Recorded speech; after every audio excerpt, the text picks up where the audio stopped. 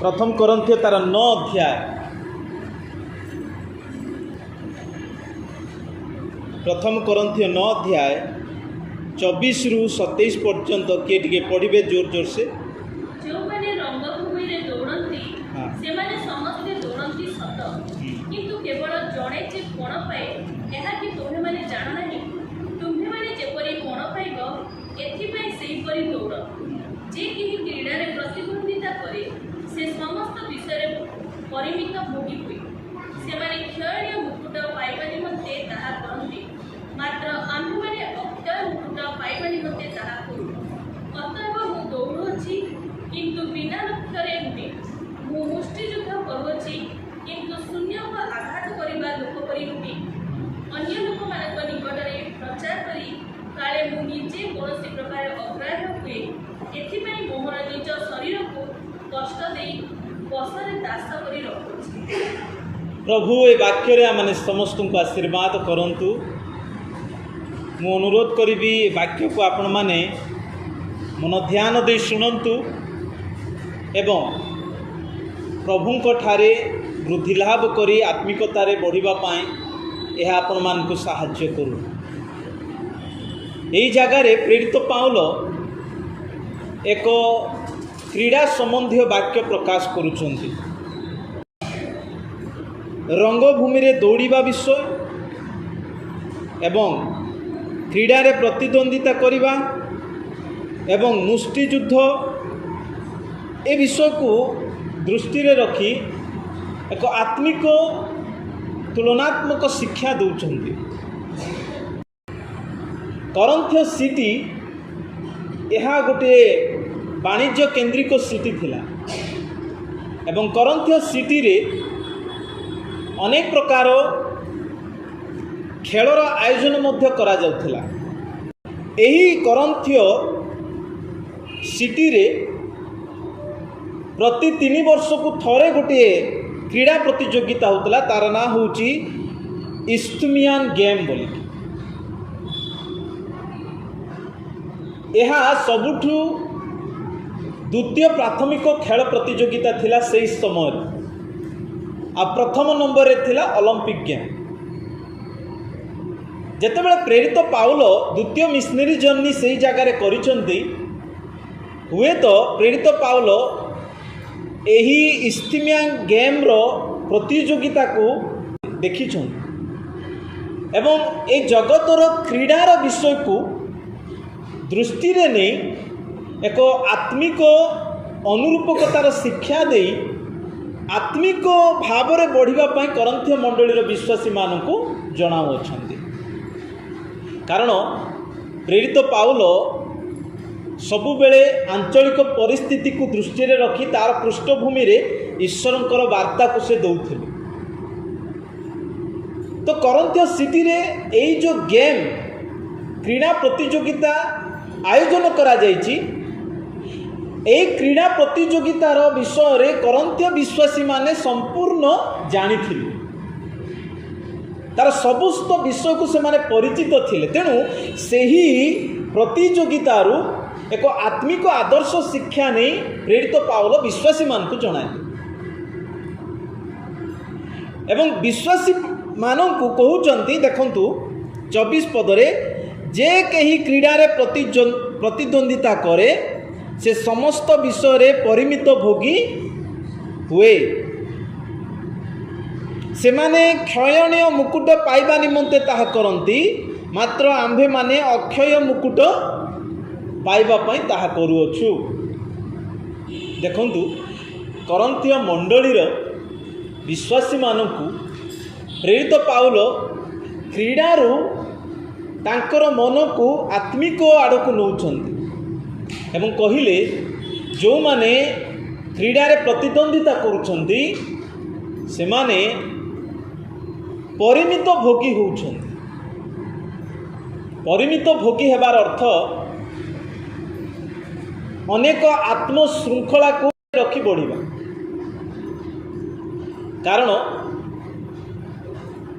जो माने सही क्रीड़ा प्रतियोगिता रे भाग नौथिले भाग नेबाकु हेले ସେମାନଙ୍କୁ ଅନେକ ପ୍ରକାର ତ୍ୟାଗ ସ୍ୱୀକାର କରିବାକୁ ପଡ଼ୁଥିଲା, ପରିମିତ ଭୋଗୀ ହେବାକୁ ପଡ଼ୁଥିଲା। ସେହି କ୍ରୀଡ଼ାରେ ଭାଗ ନେବାର ପ୍ରାୟ ଅତି କମ୍ରେ ସେମାନେ 10 ମାସ ଧରି ପ୍ରଶିକ୍ଷଣ ହୋଇଥିବାକୁ ପଡ଼ିବ। ଗୋଟିଏ ମାସ ବ୍ୟାୟାମ କରିଥିବାକୁ ପଡ଼ିବ ଏବଂ ସେହି କ୍ରୀଡ଼ା ଉପଯୋଗୀ ହୋଇଥିବାକୁ ପଡ଼ିବ, ହେଲେ ଯାଇ ସେମାନଙ୍କୁ କ୍ରୀଡ଼ାରେ ପ୍ରତିଦ୍ୱନ୍ଦିତା ହେବା ପାଇଁ ସୁଯୋଗ ମିଳୁଥିଲା।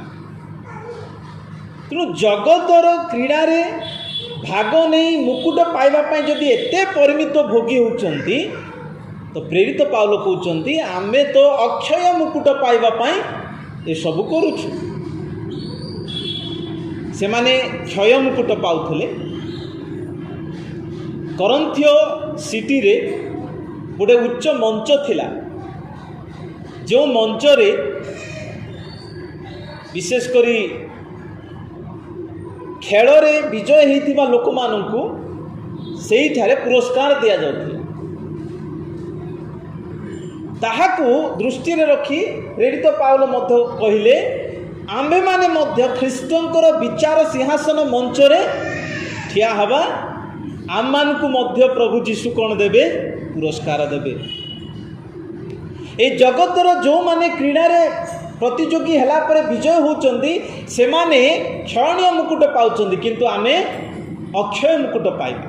କ୍ଷୟଣୀୟ ମୁକୁଟ କହିଲେ ପ୍ରଥମ ଶତାବ୍ଦୀରେ ଯେଉଁ ମୁକୁଟ ପୁରସ୍କାର ଦିଆଯାଉଥିଲା, ତାହା ଗୋଟିଏ ପ୍ରକାର ପୁଷ୍ପ ଆଉ ପତ୍ରକୁ ଉଭୟକୁ ମିଶାଇ ତାକୁ ମାଳ ଭାବରେ ଗୁନ୍ଥି ସେ ପୁରସ୍କାର ଦିଆଯାଉଥିଲା, ଯାହାକି କିଛି ଦିନ ପରେ ଆପେ ଆପେ ଝାଉଁଳି ପଡ଼ୁଥିଲା, କ୍ଷୟ ହୋଇଯାଉଥିଲା।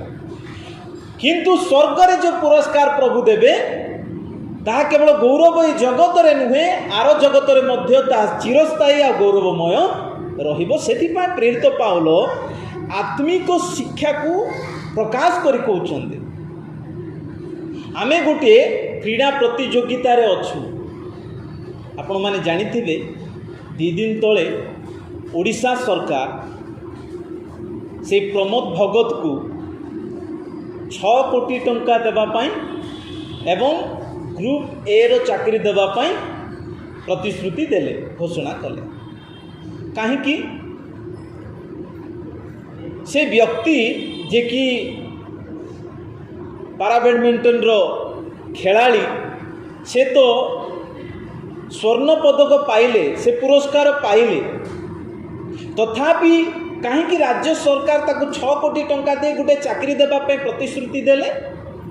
କାରଣ ସେ ବ୍ୟକ୍ତି ସ୍ୱର୍ଣ୍ଣ ପଦକ ପାଇବା ସକାଶୁ, ବିଜୟ ହେବା ସକାଶୁ ରାଜ୍ୟର ବି ଗୌରବ ଆସିଲା ଏବଂ ଦେଶର ବି ଗୌରବ ଆସିଲା। ଯଦି ଜଗତର କ୍ରୀଡ଼ା ପ୍ରତିଯୋଗିତାରେ ଭାଗ ନେଇ ଜଣେ ବିଜୟ ହେବା ଦ୍ୱାରା ରାଜ୍ୟ ଦେଶର ମୁଣ୍ଡ ଟେକ ହେଉଛି, ତାହେଲେ ଆମ୍ଭେମାନେ ଯେତେବେଳେ ଉତ୍ତମ କାର୍ଯ୍ୟରେ ବଢ଼ି ପ୍ରଭୁଙ୍କ ପାଇଁ ଉତ୍ତମତାରେ ବଢ଼ୁ, ଆମର ଉତ୍ତମ କାର୍ଯ୍ୟ ପାଇଁ କିଏ ଗୌରବ ପାଆନ୍ତି? ପରମେଶ୍ୱର। ମାଥ୍ୟୁ 5:16 ପଦରେ ଲେଖା ଅଛି, ତୁମ୍ଭମାନଙ୍କର ଆଲୋକ ଚତୁର୍ଥ ସମସ୍ତ ଲୋକମାନଙ୍କ ଠାରେ କ'ଣ ହଉ? ପ୍ରକାଶ ହେଉ, ଯଦ୍ୱାରା ତୁମର ଉତ୍ତମ କର୍ମ ଦେଖି ଲୋକମାନେ ସ୍ୱର୍ଗସ୍ଥ ପିତାଙ୍କର ମହିମା କରିବେ। ଅର୍ଥାତ୍ ଜଣେ ଖେଳାଳି ଯେତେବେଳେ ବିଜୟ ହାସଲ କରେ, ପାଇବା ସ୍ୱର୍ଣ୍ଣ ପଦକ ପାଏ, ସେତେବେଳେ ଦେଶର ଯେମିତି ଗୌରବ ହୁଏ, ଜଣେ ବିଶ୍ୱାସୀ ଯେତେବେଳେ ଜଗତରେ ଉତ୍ତମ କାର୍ଯ୍ୟ କରେ, ସେତେବେଳେ ପ୍ରଥମେ କାହାର ଗୌରବ ଆସେ? ସ୍ୱର୍ଗସ୍ଥ ପିତାଙ୍କର। ହାଲେଲୁୟା। ଆମେ ଆମର ଏଇ ଆତ୍ମିକ ଜୀବନରେ ଯେତେ ଅଧିକ ଗୁରୁତର ଭାବରେ ବିଜୟ ହାସଲ କରୁ, ସେତେ ଅଧିକ ପ୍ରଭୁ ଗୌରବାନ୍ୱିତ ହୁଅନ୍ତି। ଯଦି ଜଗତର ସରକାର ଗୋଟିଏ ବିଜେତାକୁ ଏତେ ପ୍ରୋତ୍ସାହନ ରାଶି ଦେଇପାରୁଛନ୍ତି, ତାହେଲେ ଆମର ସ୍ୱର୍ଗୀୟ ପରମେଶ୍ୱର କାହିଁକି ଅଧିକ ପରିମାଣରେ ଆମକୁ ନ ଦେବେ? ତେଣୁ ଆମେ ଯେଉଁ କ୍ରୀଡ଼ାରେ ପ୍ରତିଦ୍ୱନ୍ଦିତା କରୁଛୁ, ଆମର ଜୀବନ ଗୋଟେ ପ୍ରତିଦ୍ୱନ୍ଦିତାର ଜୀବନ ବୋଲି ଭାବିବା ଦରକାର। ଆମେ ରଙ୍ଗଭୂମିରେ ଧାଉଁଅଛୁ, ତ କେମିତି ଧାଇଁବାକୁ ପଡ଼ିବ? ଲେଖା ଅଛି, ପଣ ଯେମିତି ପାଇବା ଏଥିପାଇଁ ଧାଇଁବାକୁ ପଡ଼ିବ। पुरस्कार जमती पाइबा एथिपाई धाइबाकू पड़िबो। किंतु दृष्टि रखंतु आमर ये धाइबा आमर ये प्रयास आमर ये सब प्रकार उद्यम यह पुरस्कार पाइबा पाई अटे, परित्राण पाइबा पाई नुहे। कारण परित्राण अनुग्रह रे मिले, पुरस्कार आमर प्रचेष्टा रे मिले। एटा सब बेले ध्यान रखंतु। अनेक कहते आमे जदि विश्वस्त भाव रे धाई पारिबा नाही, जदि आमे हारी गलु ताहा हेले आमे पुरस्कार पाई पारिबा नाही, स्वर्ग जीवा नहीं, कोटि की जीवा नरक जीवा बोली कहती। या स्वर्ग नरक जीवार कथा नुहे, या पुरस्कार पाइबार कथा। आपण जेते विश्वस्ततार धाइबे सेतिकी अधिक पुरस्कार पाइबे। तेणु प्रेरित पाउल तार तले कहले 27 पदरे देखंतु, अन्य लोक मान निकट में प्रचार करी काले मु जेमती कौनसी प्रकार अग्राह्य न हुए, एथिपाई मोहर निज शरीर को मु बसरे दास करिकी रखुची। अन्य मान को प्रचार करी निजे जेमती अग्राह्य न हुए, एथिपाई मु निजको बसरे रखुअछि। अनेक प्रचारक माने अनेक पालक माने एई पद को आधार करी भूल शिक्षा दियंती। देखो प्रेरित पाउल कहले अन्य को प्रचार करी निजे ही अग्राह्य जीवी, अर्थात परित्राण हरई देवी अनर्क को जीवी बोली कहले। यह परित्राण हरैबा कथा कहूनांती, यह पुरस्कार हरैबा कथा कहउची। कारण कॉन्टेक्स्ट को विषय रे अछि, परित्राण विषय नुहे। क्यों विषय कॉन्टेक्स्ट? पुरस्कार विषय। तेणु प्रेरित पाउल कहछि मु जदि भल प्रचार करिवि, मु भल उपदेश देवी, मु सब भल कहिवि, किंतु निजे ही जदि अयोग्य हेई जीवी आ सेई क्रीड़ा प्रतिद्वंदितारे आ जदि मु अयोग्य अग्राह्य हेई जीवी, ताहले मु पुरस्कार पाई पारिबि नाही। तेणु आमे सब बेले सतर्क रहिबा। आमर दैनंदिन जीवन रे आमे जहा बढ़ुचु, आमे जेमती अग्राह्य न हो पुरस्कार पाइबार। सब बेले आमे चेष्टा रहू। आमे केउ पुरस्कार पाइबा? अक्षय मुकुट। आमे मुकुट पाइबा को जाउछु। मुकुट कहले पुरस्कार अटे। ए मुकुट प्रभु जीशु आणु अछंती।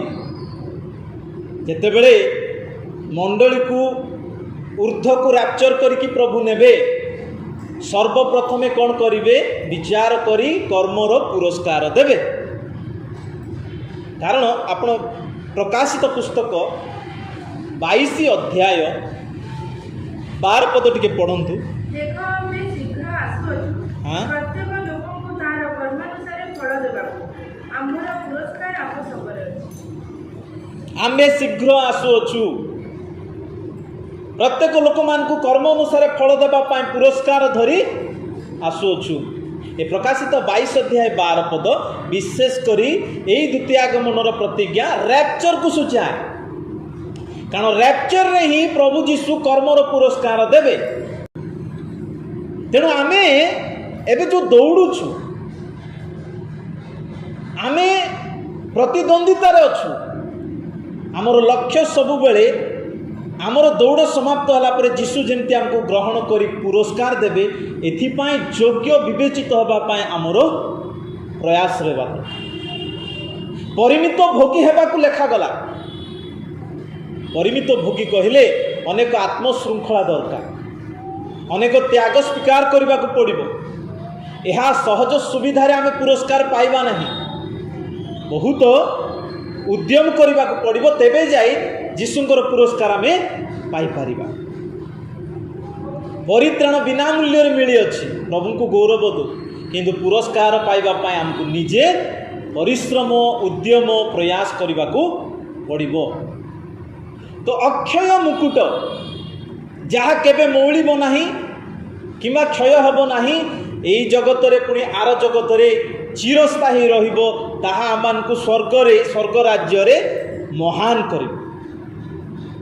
बाइबल रे मुख्यतः आज आमे चिंता करिबा चारि प्रकार मुकुट विषय रे, चारोटी श्रेणीर मुकुट कथा जहा कि बाइबल रे वर्णित। से ही मुकुट भितर आमे गोटे प्रकार मुकुट को अपेक्षा रे अच्छु, गोटे वर्गर मुकुट ताहा पाइबा पई चेष्टा रखिबा दरकार। ए मुकुट कहले भिन्न भिन्न अर्थ रे लेखा अछि, आक्षरिक अर्थ भी एवं आलंकारिक भाव रे मध्य मुकुट को लेखा अछि। मुकुट कहले कौन जहाँ मुंडरे पिंधा जाए किंतु ए मुकुट शब्द को बाइबल रे आलंकारिक भाव में भी वर्णना करा जाइछि जेमिति कि वृद्ध लोक मानकर पक्व केश से मुकुट बोल लिखाई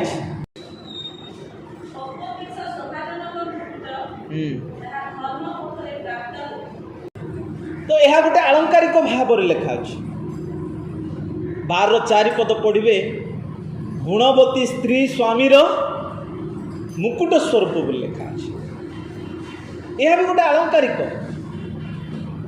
तो भिन्न भिन्न अर्थ रे मुकुट विषय लिखा किंतु आमे यह बादे आउ 4 प्रकार गुरुत्वपूर्ण मुकुट बाइबल रे वर्णित जा प्रधान प्रमुख वर्गर मुकुट विषय लिखा ता आलोचना करिबा तो ही भितरु आमे क्यों मुकुट प्रति दृष्टि रे रखुचु ता देखिबा।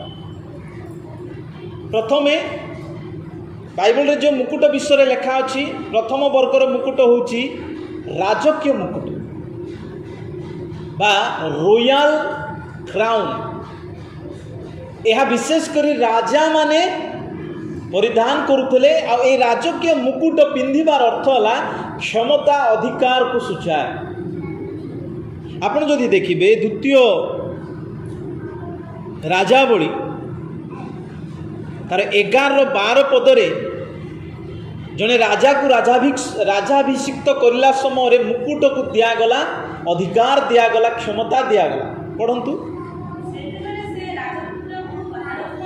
हाँ हाँ हाँ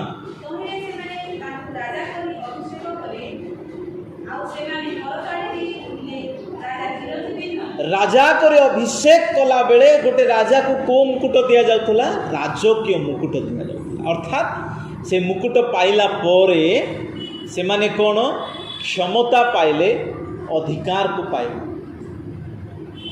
तेणु करी ए राजकीय मुकुट राजा माने परिधान करुले से मानकर शासन को प्रकाश करबा यह तो आम जानिछु याको बेसी एक्सप्लेन करिवार आवश्यक नहीं। 2 नंबर प्रकार मुकुट ताहा होउची जाजकीय मुकुट गोटे राजकीय आ गोटे जाजकीय यह केउ माने पिंधुथिले विशेष करी जाजक माने सेमानंकर वेदी संबंधी कार्य करिबा समय रे ए मुकुट को परिधान करूता। आपण पढ़ंतु यात्रा पुस्तक तार 29 रो 6 पद हाँ ताहार मस्तक रे पाग बांधिबो यह जाजक मानकर विधि संबंधी कथा एवं तांकर मस्तक रे पवित्र मुकुट देव अर्थात जाजक माने जेतेबेले अभिषेक पाउथले सेमानकु मध्य कोन करा जाउथला मुकुट दिया जाउथला और जाजक माने मध्य गोटे प्रकार मुकुट परिधान करुथले यह आम पाई किछि सामंजस्य लागु नाही किंतु 3 और 4 नंबर मुकुट आमर सामंजस्य आम पाई प्रचुज्य। 3 नंबर मुकुट होउची जहाँकि विजय हला परे पुरस्कार स्वरूप मुकुट जहाँकि प्रेरित पाउल निजे कहउचंती जाहाको अक्षय मुकुट बोली एई अक्षय विजयर मुकुट यह मध्य गोटे प्रकार नुहे 5 प्रकार अटे। प्रेरित पाउल मध्य कहिले आमे धार्मिकतार मुकुट पाइबा गौरव रूप मुकुट पाइबा अम्लान मुकुट पाइबा जीवन मुकुट पाइबा एमती अनेक मुकुट अछि जो विश्वासी माने की प्रकार जीवन काटुचंती सही हिसाब रे से कर्म को आधार करी से माननकु कोन दिया जिवो मुकुट दिया जिवो। तो यहाँ विजय हला परे प्रभु जीशु आमान को मुकुट देवा को जाउछंती जहाँकि अक्षय मुकुट जहाँ क्षय हब नाही। तेणु आमर जीवन वर्तमान से पुरस्कार प्रति लक्ष्य रही आज आमर ख्रिस्टियान जीवन क्यों प्रति लक्ष्य पुरस्कार प्रति କିନ୍ତୁ ମନେ ରଖନ୍ତୁ ପ୍ରିୟ ମାନେ, ଆମେ ଯେମିତି ବିଜୟ ହେଇ ପୁରସ୍କାରକୁ ପ୍ରାପ୍ତ ହେବା, ଏଥି ପୂର୍ବରୁ ଆମର ବିଜୟତାରେ ବାଧା ଦେବା ପାଇଁ ମଧ୍ୟ ଜଣେ ଅଛି, ସେ ହେଉଛି ଶୈତାନ। ସେ ଚାହେଁ ନାହିଁ ଆମେ ଆମର କ୍ରୀଡ଼ା ପ୍ରତିଦ୍ୱନ୍ଦିତାରେ ଉତ୍ତମ ଭାବରେ ପରିମିତ ଭୋଗୀ ହେଇ ଆମେ ବଢ଼ି ଚାଲିବା, ଏହା ଶୈତାନ ଚାହେଁ ନାହିଁ। ଆମର କ୍ରୀଡ଼ା ପ୍ରତିଦ୍ୱନ୍ଦିତାରେ ଯେ ଆମେ ଅଛୁ, ଏହି ବୋଧ ମଧ୍ୟ ଅନେକଙ୍କୁ ଆସିବାକୁ ଦିଏ ନାହିଁ ଶୈତାନ। ଆପଣ ଜାଣିଥିବେ, ତାଲିବାନ କ୍ଷମତାକୁ ଆସିଲା ପରେ ଆଫଗାନିସ୍ତାନରେ ନୂଆ ନିୟମ ଗୋଟେ ଲାଗୁ କଲେ। ସେ ନିୟମ ହେଉଛି ମହିଳାମାନେ କୌଣସି ଖେଳ ପ୍ରତିଯୋଗିତାରେ ଭାଗ ନେଇପାରିବେ ନାହିଁ। ଏଇଟା ହେଉଛି ତାଲିବାନର ନୂଆ ନିୟମ। ଶୈତାନ ମଧ୍ୟ ଚିନ୍ତା କରେ, ବେଳେବେଳେ ଆମର ମନକୁ ଏମିତି ଦିଏ ଯେ ଆମେ ଜାଣି ହିଁ ନଥାଉ ଯେ ଆମେ ଗୋଟେ ପ୍ରତିଯୋଗିତାରେ ଅଛୁ। ଅନେକ ଖ୍ରୀଷ୍ଟିଆନ ମାନେ ଏମିତି ବି ଅଛନ୍ତି, ସେମାନେ ନିଜେ ଜାଣିନାହାନ୍ତି ଯେ ଆମେ ଗୋଟେ ଦୌଡ଼ରେ ଦୌଡ଼ୁଛୁ। ଏମିତି ଖ୍ରୀଷ୍ଟିଆନ ବି ଅଛନ୍ତି, ଆମେ ଗୋଟେ ସଂଘର୍ଷରେ ଅଛୁ, ଏତିକି ମଧ୍ୟ ଜାଣି ନାହାନ୍ତି। ଖ୍ରୀଷ୍ଟିଆନ ଜୀବନ କ'ଣ ବୋଲେ ଜଣେ କହିବେ, କ'ଣ ନା ଡୁବନ ହେଲୁ, ଗିର୍ଜା ଗଲୁ, ଏତିକି ହିଁ ଖ୍ରୀଷ୍ଟିଆନ ଜୀବନ ଅନେକଙ୍କ ପାଇଁ। କିନ୍ତୁ ଖ୍ରୀଷ୍ଟିଆନ ହେଲା ପରେ ଯେଉଁ ସଂଗ୍ରାମ ଆରମ୍ଭ ହୁଏ, ତାହା ଲୋକମାନଙ୍କୁ ଜଣେଇବା ଆମର କର୍ତ୍ତବ୍ୟ। ବାସ୍ତବ ଆତ୍ମିକ ସଂଗ୍ରାମ କେବେ ଆରମ୍ଭ ହୁଏ? ଯେତେବେଳେ ଜଣେ ଯୀଶୁଙ୍କୁ ବିଶ୍ୱାସ କରେ। ବିଶ୍ୱାସ କଲା ପରେ ହିଁ ତାର କଷ୍ଟ ଏବଂ ଦୁଃଖ ସଂଗ୍ରାମର ଜୀବନ ଆରମ୍ଭ ହୁଏ। ସେଇଟା ହିଁ ପ୍ରମାଣ କରେ ଯେ ସେ ବାସ୍ତବ ବିଶ୍ୱାସୀ ବୋଲି। ଯଦି ତା ଭିତରେ ଗୋଟେ ସଂଗ୍ରାମ ନାହିଁ, ମନ୍ଦ ଆଉ ଭଲର, ଶରୀର ଓ ଆତ୍ମାର, ପାପର ସଂଗ୍ରାମ ଯଦି ଜଣଙ୍କର ଭିତରେ ଆସୁନାହିଁ, ତାହେଲେ ବିଶ୍ୱାସୀ କି ନାହିଁ ଏହା ମଧ୍ୟ ଗୋଟେ ପ୍ରଶ୍ନ ବାଚ୍ୟ। ଆମେ ଯେମିତି ମୁକୁଟ ପାଇବା ନାହିଁ, ଏଥିପାଇଁ ଆମକୁ ମୁକୁଟରୁ ବଞ୍ଚିତ କରିବା ପାଇଁ, ଛଡ଼େଇବା ପାଇଁ ଶୈତାନର ସବୁବେଳେ ଚେଷ୍ଟା ଥାଏ। ଆମକୁ ତ କେବେ ସ୍ୱର୍ଗରୁ ଅଲଗା କରିପାରିବ ନାହିଁ ଶୈତାନ, ମନେ ରଖନ୍ତୁ। ପରିତ୍ରାଣରୁ ଅଲଗା କରିପାରିବ ନାହିଁ ଶୈତାନ, କେବେ ପରିତ୍ରାଣ ଛଡ଼େଇ ପାରିବ ନାହିଁ, କିମ୍ବା ସ୍ୱର୍ଗରୁ ଆମର ନାମକୁ କାଟି ପାରିବ ନାହିଁ ଶୈତାନ। କିନ୍ତୁ କ'ଣ କରିପାରିବ? ପୁରସ୍କାର ପାଇବାରୁ ଆମକୁ ବଞ୍ଚିତ କରିବ। ପ୍ରକାଶିତ ପୁସ୍ତକ 3:11 ଟିକେ ପଢ଼। ଆମେ ଶୀଘ୍ର ଆସୁଅଛୁ, ହଁ, ତୁମର ମୁକୁଟକୁ ଯେପରିକି ହରଣ କରି ନ ନିଏ, ଏଥି ନିମନ୍ତେ ତୁମର ଯାହା ଅଛି ତାହା ପୁନରୁଦ୍ଧ କରିଦେବ। ଯୀଶୁ କହିଲେ ଆମେ ଶୀଘ୍ର ଆସୁଛୁ, ଆସିଲା ପରେ ତୁମର କର୍ମର ପୁରସ୍କାର ମୁକୁଟ ଦେବା। କିନ୍ତୁ ତହିଁ ପୂର୍ବରୁ କେହି ଯେପରି ସେହି ମୁକୁଟକୁ ହରଣ କରି ନ ନେବ, ଏଥିପାଇଁ କ'ଣ ରୁହ? ପ୍ରସ୍ତୁତ ହେଇ। ପ୍ରିୟମାନେ, ଆପଣଙ୍କର ମୁକୁଟ ଶୈତାନ ଛଡ଼େଇବା ପାଇଁ ଚେଷ୍ଟା, କେଉଁ ନା କେଉଁ ପରିସ୍ଥିତି ଦେଇ ଆପଣଙ୍କୁ ଯେମିତି ଆପଣ ପୁରସ୍କାରରୁ ବଞ୍ଚିତ ହେବେ, ଏଥିପାଇଁ ଶୈତାନର ଚେଷ୍ଟା। ଏଥିପାଇଁ ଆମମାନଙ୍କୁ ସମର୍ପଣ ହେବା ଦରକାର। ଏଥିପାଇଁ ପ୍ରଭୁଙ୍କର ସାନ୍ନିଧ୍ୟରେ ବଢ଼ିବାକୁ ପଡ଼ିବ, ବୋଧତାରେ ବଢ଼ିବାକୁ ପଡ଼ିବ, ପବିତ୍ର ଆତ୍ମାଙ୍କର ଚାଳନାରେ ବଢ଼ିବାକୁ ପଡ଼ିବ। ଆମମାନଙ୍କୁ ଉତ୍ତମ ପଥ ପ୍ରଦର୍ଶକ ଲୋକମାନଙ୍କର ଆବଶ୍ୟକ ମଧ୍ୟ ପଡ଼ିବ। ବେଳେବେଳେ ଆମକୁ ଠିକ୍ ମାର୍ଗଦର୍ଶକ ନଥିବା ସକାଶେ ବେଳେବେଳେ ଆମେ ମଧ୍ୟ ପୁରସ୍କାରରୁ ବଞ୍ଚିତ ହେଇ ସାଧାରଣ ଖ୍ରୀଷ୍ଟିଆନ ଜୀବନ କାଟିଥାଉ। ମାର୍ଗଦର୍ଶକ ଠିକ୍ ଥିଲେ ଆମର ଜୀବନ ମଧ୍ୟ ଠିକ୍ ହେଇ ପଡ଼େ। ଏବେ ଆପଣମାନେ ଜାଣିଥିବେ, ଆଗାମୀ ଏଇ T20 ଯେଉଁ ଖେଳ ପାଇଁ, ବିଶ୍ୱକପ୍ ପାଇଁ ଇଣ୍ଡିଆରେ ସେ ଟିମ୍କୁ ଆନାଉନ୍ସ କରାଗଲା କେତେ ଜଣ ଖେଳିବେ। ଆଉ ସେଥିରେ ମଧ୍ୟ ଧୋନିକୁ ମେଣ୍ଟର ବା ମାର୍ଗଦର୍ଶକ ଭାବରେ ଆନାଉନ୍ସ କରାଗଲା। ଏଥିରେ ଅନେକ କହୁଛନ୍ତି ଧୋନି ଯେଉଁ ଅଭିଜ୍ଞତା ଅଛି, ତାଙ୍କର ଅଭିଜ୍ଞତା ସକାଶୁ ଟିମ୍ ଇଣ୍ଡିଆକୁ ଉତ୍ତମ ମାର୍ଗଦର୍ଶକ କରି ବିଜୟ ଆଡ଼କୁ ନେବେ। ଭାବନ୍ତୁ, ଗୋଟିଏ ଖେଳରେ ଯଦି ଉତ୍ତମ ଖେଳି କପ୍ ଆଣିବା ପାଇଁ, ବିଜୟ ହେବା ପାଇଁ ଯଦି ସଠିକ୍ ମାର୍ଗଦର୍ଶକର ଆବଶ୍ୟକ, କୋଚ୍ ମଧ୍ୟ ସଠିକ୍ ହେବାର ରହିବାର ଆବଶ୍ୟକ, ତାହେଲେ ଆତ୍ମିକ ଜୀବନରେ ବଢ଼ିବା ପାଇଁ ମଧ୍ୟ ଉତ୍ତମ ମାର୍ଗଦର୍ଶକର ଆବଶ୍ୟକ।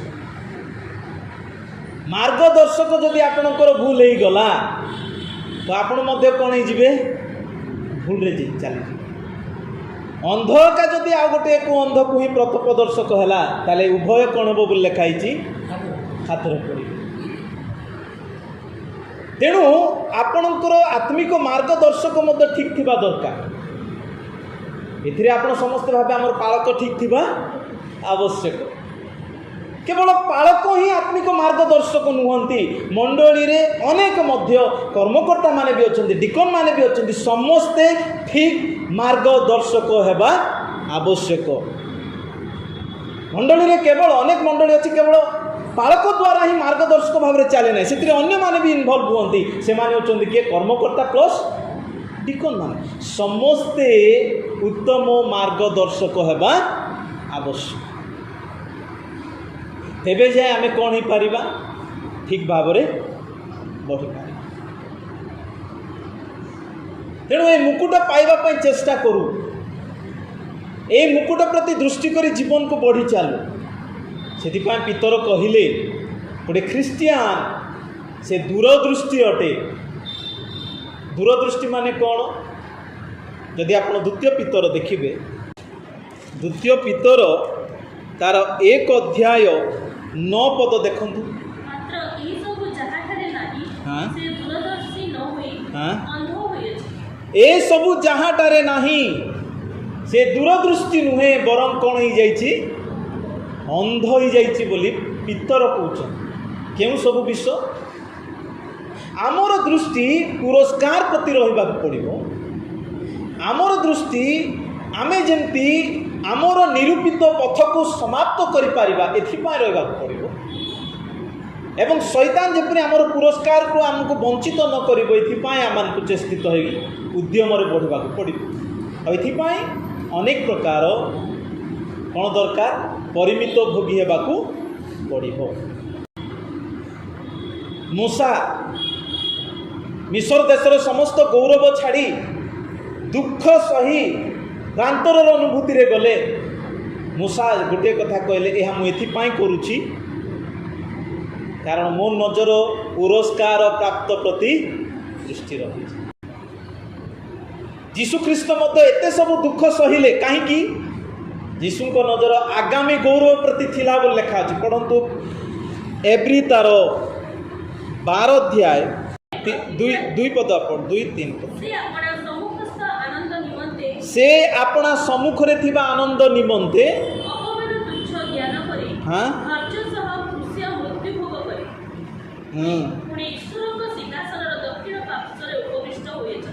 ଦେଖନ୍ତୁ এই ଜାଗାରେ ଲେଖା ଅଛି ଯୀଶୁଖ୍ରୀଷ୍ଟ ସାମ୍ନାରେ ଥିବା ଆନନ୍ଦ ପ୍ରତି ମନ ଦେଲେ, ସେଥିପାଇଁ ଅପମାନକୁ ମଧ୍ୟ ସହ୍ୟ କଲେ ବୋଲି ଲେଖା ହେଇଛି।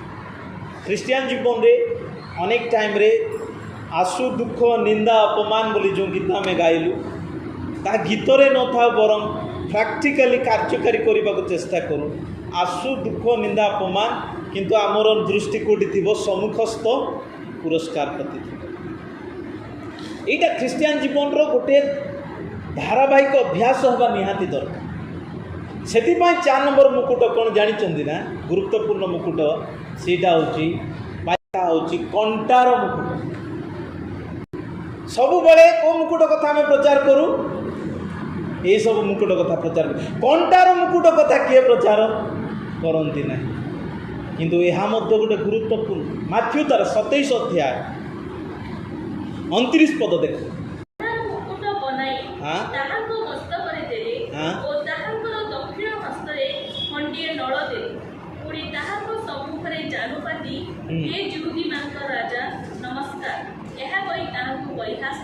କଣ୍ଟାର ମୁକୁଟ ଯୀଶୁଙ୍କୁ ପିନ୍ଧାଇଲେ, ହାତରେ ଗୋଟେ ନଳ ଦେଲେ ଏବଂ ତାକୁ ପରିହାସ କରି କହୁଛନ୍ତି। ଏ କଣ୍ଟାର ମୁକୁଟ କ'ଣ ସୂଚାଏ? ଯୀଶୁଙ୍କର କଷ୍ଟକୁ ବୋଲି ଆମେ ଭାବୁଛୁ। କେବଳ ସେତିକି ନୁହେଁ, କାରଣ ଯେତିକି କଣ୍ଟାର ଚାବୁକ ତାଙ୍କୁ ମରାଯାଇଥିଲା ନା, ଏ କଣ୍ଟାର ମୁକୁଟ କ'ଣ? ତାଙ୍କୁ ମାଂସ ପୁଲା ପୁଲା ହେଇ ତାଙ୍କର ବାହାରୁଥିଲା, ତାଠାରୁ କଣ୍ଟାର ମୁକୁଟ ସେତିକି କଷ୍ଟ ତାଙ୍କ ପାଇଁ ଲାଗିବ ନାହିଁ। ଏ କଣ୍ଟାର ମୁକୁଟ କେବଳ ଯୀଶୁଙ୍କର କଷ୍ଟକୁ ସୂଚାଏ ନାହିଁ, ବରଂ ଲୋକମାନଙ୍କର ତୁଚ୍ଛ ବିଦ୍ରୂପ ଥଟ୍ଟା ପରିହାସକୁ ଏବଂ ତିରସ୍କାରକୁ ସୂଚାଏ। ଯୀଶୁଙ୍କ ପ୍ରତି ଯେଉଁ ଥଟ୍ଟା କଲେ, ବିଦ୍ରୂପ କଲେ, ତିରସ୍କାର କଲେ, ପରିହାସ କଲେ, ତାହା ହେଉଛି କଣ୍ଟାର ମୁକୁଟର ନିଦର୍ଶନ। ଯୀଶୁ କଣ୍ଟାର ମୁକୁଟ ପିନ୍ଧିଲା ବେଳେ ତୁଚ୍ଛ ତିରସ୍କାର ହେଲେ, କିନ୍ତୁ ଜାଣିଥିଲେ ଯୀଶୁ ଆଗାମୀ ସମୟରେ ଆଗମନ କରିବା ସମୟରେ ରାଜାର ମୁକୁଟ ପିନ୍ଧି ଆସିବେ। ହାଲେଲୁୟା। ଯୀଶୁଙ୍କୁ ହାତରେ ନଳ ଦେଲେ ଆଉ କହିଲେ, ପରିହାସ କରି କହିଲେ, କିନ୍ତୁ ସେମାନେ ଜାଣିନାହାନ୍ତି ଯେଉଁ ହାତରେ ସେମାନେ ନଳ ଦେଲେ ସେଇ ହାତରେ ରାଜଦଣ୍ଡ ଧରି ଯୀଶୁ ଖ୍ରୀଷ୍ଟ ସାରା ପୃଥିବୀର ଲୋକମାନଙ୍କୁ କ'ଣ କରିବେ? ଶାସନ କରିବେ। ଆମେ ଯେମିତି ଗୌରବର ମୁକୁଟ ପାଇବା, ଏଥିପାଇଁ ଯୀଶୁ କଣ୍ଟାର ମୁକୁଟ ପରିଧାନ କଲେ। ତଥାପି ଯୀଶୁ ସମସ୍ତ ସହ୍ୟ କରି ମୁଖକୁ ଚୁପ୍ କରି ରଖିଲେ, କାରଣ ସେ ସମ୍ମୁଖସ୍ଥ ଆନନ୍ଦ ପ୍ରତି ଦୃଷ୍ଟି ରଖିଥିଲେ ବୋଲି ଲେଖା ହେଇଛି। ସବୁ କାହିଁକି ସହିଲେ ଯୀଶୁ? ଯେତେବେଳେ ଲୋକ କଣ୍ଟାର ମୁକୁଟ ଦେଉଛନ୍ତି, ଛେପ ପକାଉଛନ୍ତି, ମୁଥ ମାରୁଛନ୍ତି, ସବୁ ସହିଲେ, ଗୋଟିଏ ପଦ ବି କହିଲେ ନାହିଁ। କାହିଁକି? କାରଣ ବାଇବଲରେ ଲେଖା ଅଛି ସେ ସମ୍ମୁଖସ୍ଥ ଆନନ୍ଦ ପ୍ରତି ଦୃଷ୍ଟି ରଖିଲେ। ଆଜି କିଏ ଯଦି ଆମ ବିରୁଦ୍ଧରେ କିଛି ଅପମାନ କଥା କହୁଛି, କିଏ ଆମକୁ ଯଦି କିଛି ଆଉ ପ୍ରଭୁଙ୍କ ନାମ ସକାଶେ ତୁଚ୍ଛ କରୁଛି, ପରିହାସ କରୁଛି, ବେଳେବେଳେ ମନକୁ କଷ୍ଟ ଲାଗୁଛି, କିନ୍ତୁ ଆମେ ସମ୍ଭାଳୁଛୁ ଏଥିପାଇଁ କାରଣ ଆଗାମୀ ପୁରସ୍କାର ଆନନ୍ଦର ସମୟ ପ୍ରତି ଆମ ଦୃଷ୍ଟି ଅଛି। ହାଲେଲୁୟା। ତ ମନେ ରଖନ୍ତୁ, ଯୀଶୁ କଣ୍ଟାର ମୁକୁଟ ପିନ୍ଧିଲେ ବୋଲି ଗୌରବର ଏବଂ ରାଜାର ମୁକୁଟ ପିନ୍ଧି ଜଗତକୁ ଆସିବେ, ଶାସନ କରିବେ 1000 ବର୍ଷ ଶାନ୍ତି ରାଜ୍ୟ କରିବେ। ଆଜି ଯେଉଁମାନେ ଆମେ କଣ୍ଟାର ମୁକୁଟ ପିନ୍ଧିବା, ଆତ୍ମିକ ଭାବରେ କହିବାକୁ ଗଲେ ଅନେକ ଦୁଃଖ, ସମସ୍ୟା, ପରିହାସ, ଥଟ୍ଟା, ଅପମାନ ଯାହା ବି ଆମର ଜୀବନରେ ଦେଇକି ଯାଉଛୁ, ମନେ ରଖନ୍ତୁ ଆଗାମୀ ଦିନରେ ଆମେ ମଧ୍ୟ ଗୌରବ ରୂପ ମୁକୁଟ ପିନ୍ଧିବା ଆଉ ପ୍ରଭୁଙ୍କ ଠାରେ ଆମେ ବି ଶାସନ କରିବା।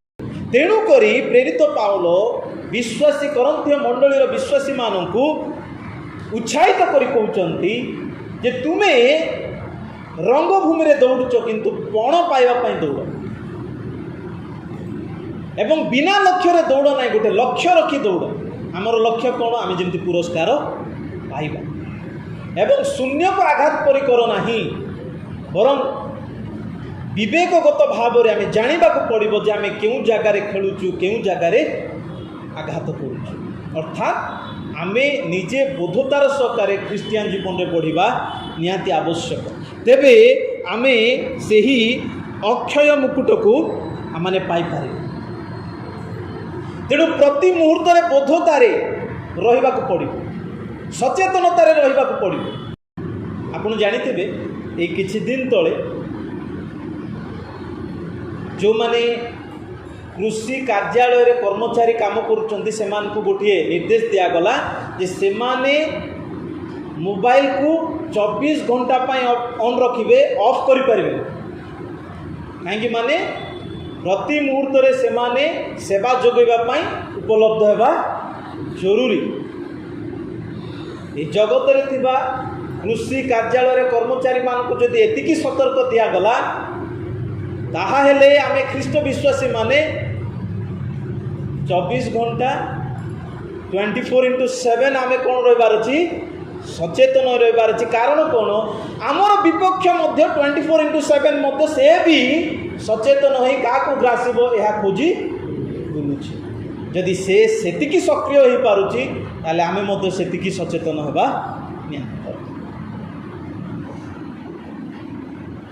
ଗୋଟେ ଖ୍ରୀଷ୍ଟିଆନ ଯଦି ନିଜେ ହିଁ ବୋଧତା ନାହିଁ ଯେ ମୁଁ ଗୋଟେ କ୍ରୀଡ଼ାରେ ଅଛି, ମୁଁ ଗୋଟେ ଯୁଦ୍ଧରେ ଅଛି, ତାହେଲେ ସେ କି ପ୍ରକାର ଖ୍ରୀଷ୍ଟିଆନ? ଆମେ ଯେମିତି ନିୟମ ଅନୁସାରେ ଏହି କ୍ରୀଡ଼ାରେ ପ୍ରତିଦ୍ୱନ୍ଦିତା କରିବା, ସେଥିପାଇଁ ଜାଗ୍ରତ ହେଉ। କାରଣ ବାଇବଲରେ ଲେଖା ଅଛି ନିୟମ ଅନୁସାରେ ନ କଲେ ତୁମେ କ'ଣ ହେବ? ମୁକୁଟ ପାଇବ ନାହିଁ। ଶେଷରେ ଗୋଟିଏ ପଦ ପଢ଼ି ସମାପ୍ତ କରିବା। 2 ତିମୋଥୀ 2 ଅଧ୍ୟାୟ। ମଧ୍ୟ ଯଦି ଜଣେ ଲୋକ କ୍ରୀଡ଼ାରେ ପ୍ରତିଦ୍ୱନ୍ଦିତା କରେ, ସେ ନିୟମ ଅନୁସାରେ ତାହା ନ କଲେ ମୁକୁଟ ପ୍ରାପ୍ତ ହୁଏ ନାହିଁ। ଜଣେ ଯଦି କ୍ରୀଡ଼ାରେ ପ୍ରତିଯୋଗିତା କରେ, ନିୟମ ଅନୁସାରେ ନ କଲେ ମୁକୁଟ ପାଇବ। ଆମେ ଯଦି ଆତ୍ମିକ ଜୀବନରେ ବଢ଼ୁଛୁ, ବାଇବଲର ନିୟମ ଅନୁସାରେ ଯଦି ଆତ୍ମିକ ଜୀବନରେ ବଢ଼ିବା ନାହିଁ, ଖ୍ରୀଷ୍ଟିଆନ ଜୀବନ କାଟିବା ନାହିଁ, ତାହେଲେ ମୁକୁଟ ପାଇପାରିବା ନାହିଁ। ମନେ ରଖନ୍ତୁ, ଆମର ଖ୍ରୀଷ୍ଟିଆନ ଜୀବନ, ବିଶ୍ୱାସର ଜୀବନ नियम अनुसार परिचालित हुए नहीं, ख्रीष्टंकर नियम अनुसार परिचालित। आमर मनमानी इच्छा रे आमे जीवन काटि पारिबा नहीं, जीशुंकर इच्छा रे जीवन काटिबा आवश्यक। यह प्रभु चाहते। सेठी पाए आमे जो दौड़े अच्छु आसु बिना लक्ष्य रे न दौड़ू कि नियम बाहर न दौड़ू, नियम अधीन एवं प्रभु को लक्ष्य करी से पुरस्कार पाइबा दौड़ा, तेबे निश्चय प्रभु आमानकु आशीर्वाद करिवे। आ शेष में आमे से अक्षय मुकुट पाइबा, गौरवर मुकुट पाइबा, जीवन मुकुट पाइबा एवं धार्मिकतार मुकुट पाइबा, अन्यान्य मुकुट गुड़ाक प्रभु आमानकु देवे। सेथिपाई प्रभु आपनको आशीर्वाद करी एई मुकुट पाइबा पाई अक्लांत परिश्रम उद्यम करी बढ़िबारे साहाय्य करंतु। आसु आमे प्रार्थना करिबा।